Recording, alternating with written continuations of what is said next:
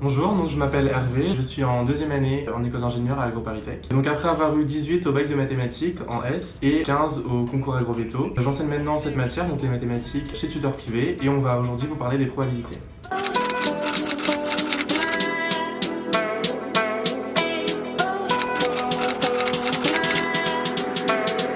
Alors on va aujourd'hui vous parler des probabilités que vous pouvez retrouver dans différents examens. Donc vous allez toujours avoir une mise en situation dans l'énoncé, donc bien lire l'énoncé et à partir de là vous allez déterminer dans quel cas de probabilité vous vous trouvez pour calculer les probabilités correspondantes. Soit équiprobabilité, soit probabilité continue, soit probabilité conditionnelle.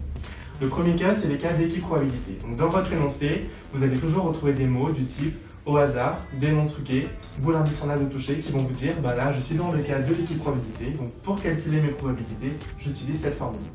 Cette formule, c'est la probabilité de l'événement A, c'est le nombre de cas favorables, c'est-à-dire le nombre de cas qui autorisent la réalisation de l'événement A, sur le nombre de cas total, donc le nombre de cas possibles au total. Vous faites donc cette division et vous trouvez cette probabilité.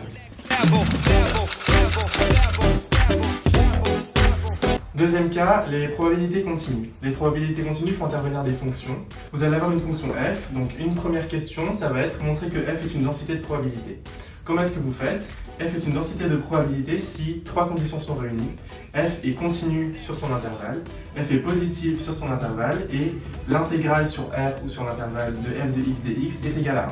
Vous démontrez ces trois points, donc vous allez démontrer que f est une densité de probabilité. Première étape. Une fois que vous avez démontré que f est une densité, vous allez pouvoir calculer les probabilités correspondantes, puisque la formule fait intervenir une densité.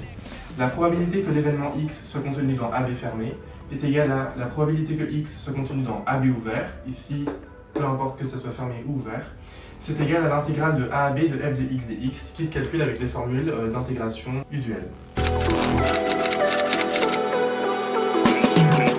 Et enfin, les probabilités conditionnelles. Donc dans le cas des probabilités conditionnelles, vous allez avoir une suite d'événements. Généralement, on se représente des arbres de probabilité pour bien se représenter la situation. Donc à partir d'une situation initiale, vous pouvez soit tirer A, soit ne pas tirer A. Je rappelle que l'événement A bar, c'est l'événement contraire de A, c'est-à-dire que vous tirez tout sauf A. Vous tirez A avec une probabilité P de A ou A bar avec une probabilité P de A bar. Une fois que vous avez tiré A, vous pouvez tirer B ou ne pas tirer B. Du coup, ici vous allez avoir P de A pour aller jusqu'à A. Et ensuite, une fois que vous avez tiré A, vous tirez B. Ici, ce n'est pas P de B, c'est une erreur fréquente, c'est bien P de B sachant A, c'est-à-dire que vous tirez B, sachant que vous avez tiré A au préalable. Vous tirez A, puis vous tirez B, vous allez donc tirer A inter B. Une fois que vous êtes bien représenté la situation, vous allez pouvoir utiliser des formules pour calculer vos probabilités.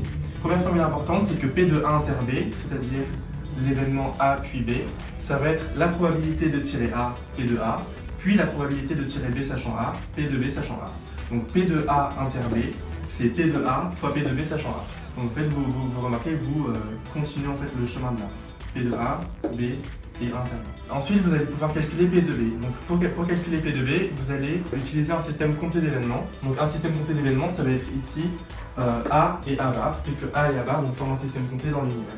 Pour calculer P de B, ça va être P de A inter B plus P de A bar inter B.